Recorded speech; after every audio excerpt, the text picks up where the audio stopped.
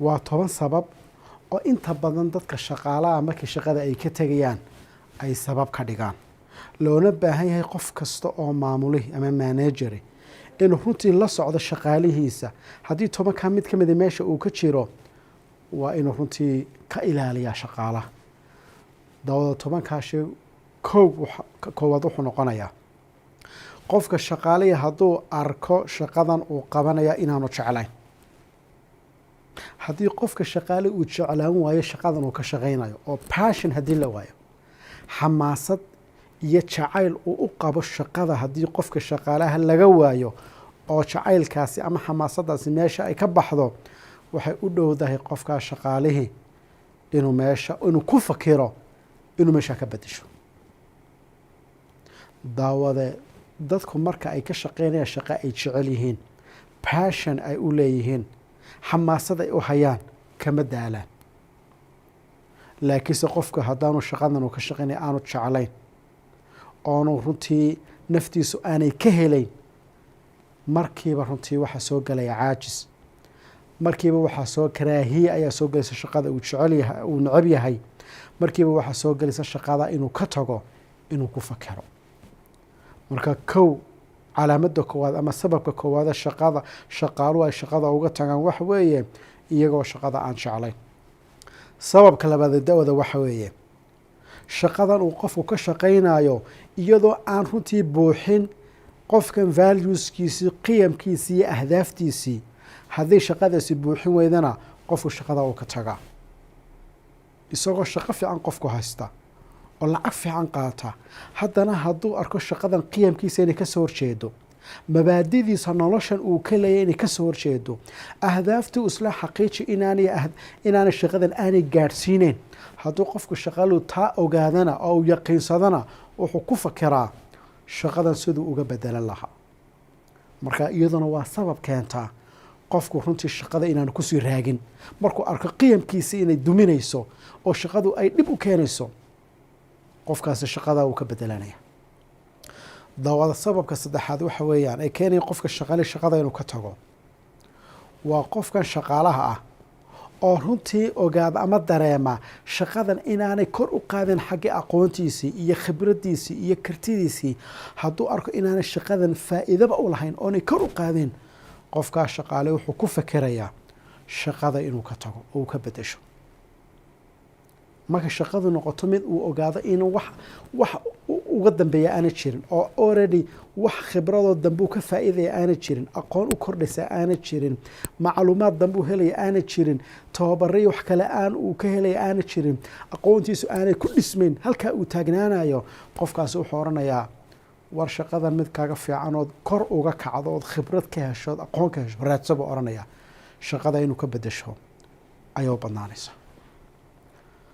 daawada qodobka afaraad ama sababka afaraad ee keena qofka shaqaalay shaqadiisa inuu iskaga tago waxa weeyaan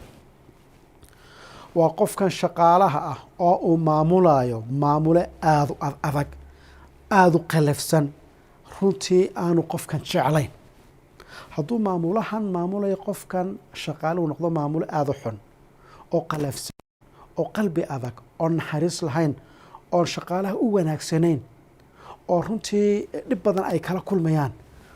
qofkan runtii muxuu ahaay shaqaale wuxuu ka fakirayaa inuu shaqada ka tago bale waxaa jira tusaalaa jira ama waxay yidhahdaan xikmad tiraahdaa qofku shaqada ugamuu tegin shaqo ahaane wuxuu uga tegay ninka maamulaha ah marka waa waxyaalaha looga tago shaqada markuu qofkii maamulaha kugu xumaado qodobka shanaad ee shaqada looga tagaa waxa weeyaan qofkii shaqaalaha oo shaqadu ay ku noqotay daqad iyo runtii muxuu ahaaye wax ku keena dhib ku keena caafimaadkiisa hadday shaqanu noqoto qofkii runtii shaqaalaha culays ku noqoto culays ku keenaya caafimaadkiisa inuu wax yeelo hadday taasi timaadana qofkii shaqaalaha shaqada wuxuu ku fakiraya inuu ka tago oo markuu arko hadduu shaqadan sii wado oo uu kusii dhex jiro inay caafimaadkiisa ay dhib u keeni karto qofkii shaqaalay markaa wuxuu oranaya shaqadan iskaga tago waana arrimaha keena qofku runtii inuu shaqada ka tago haddii goobta uu ka shaqaynayo iyo meesha uu ka shaqaynayo ay caafimaadkiisa wax yeelayso oo daqad weyn ay ku hayso wuxuu ku fakirayaa inuu ka tago shaqada daawada qodobada aadka u muhiimka asbaabta u muhiimka shaqada laga tago waxaa ka mid ah oo runtii waxyaalaha keena qofkii shaqada inuu ka tago waxaa ka mid ah qofkii shaqaalaha ahaa oo runtii ogaada shaqadan inay runtii dhib u keenayso reerkiisii iyo asxaabtiisii inuu runtii waqti la qaato oo uu la sheekaysto oo la raaxaysto hadday shaqadu noqoto mid dhib u keenta oo ka hor istaagtaa qofkii markaa wuxuu ku fakerayaa shaqada siduu uga tegi lahaa haddii qofkii isagii xaaskiisii la kala kaxeeyo oo meeshan uu ka shaqeynayo xaaskiisii ay ka fog tahay oonu waqti u helayn uu la fadhiisto ciyaalkiisa oonu waqti u helayn uu reerkiisa la fadhiisto qofkaas markaa wuxuu ku fakerayaa war shaqadan iskaga tago meel reerkaaga iyo xaaskaaga iyo carruurtaada aada la joogto u wareeg buu is oranaya marka waa asbaabaha keena qofka oo runtii u waaya waqti uu la qaato reerkiisa iyo asxaabtiisa iyo qoyskiisa waa asbaabaha keena qofku inuu shaqada uu ka bedesho asbaabaha keena qofku shaqada inuu ka bedesho daawada waxaa ka mid a qofkii shaqaalaha ahaa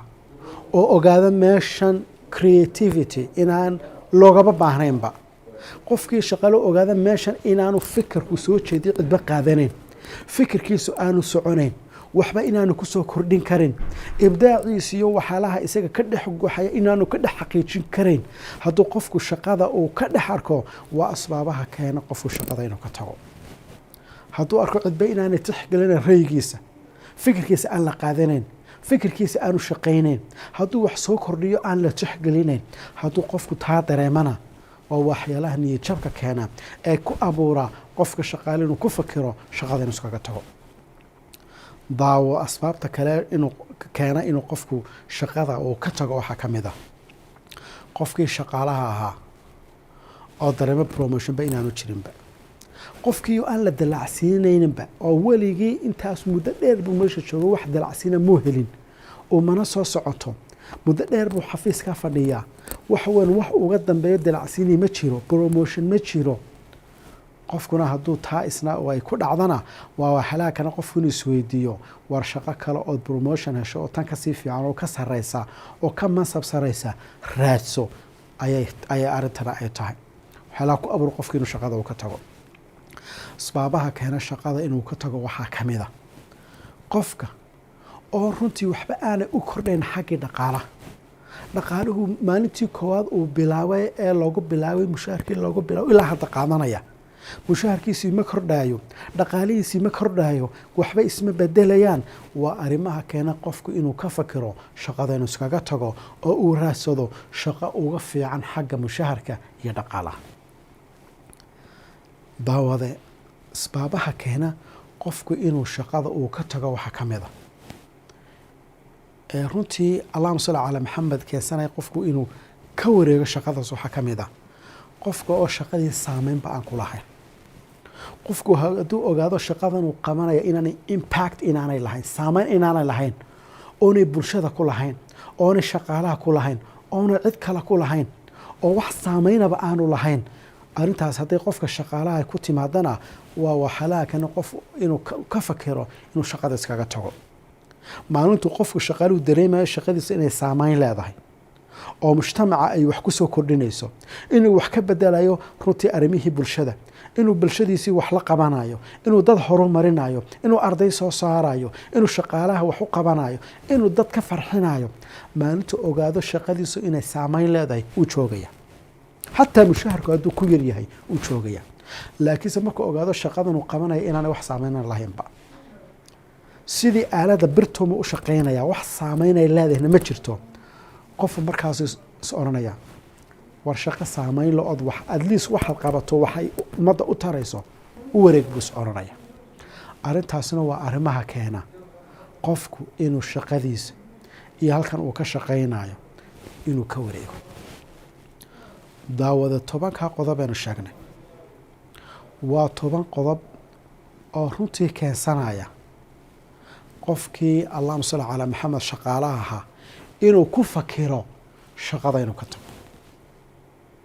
laakiinse daawad mid baa kuu sheegayaaye marka aad ku fakirto inaad shaqada ka tagto markiiba ha ka tegin waxaa jira qaabab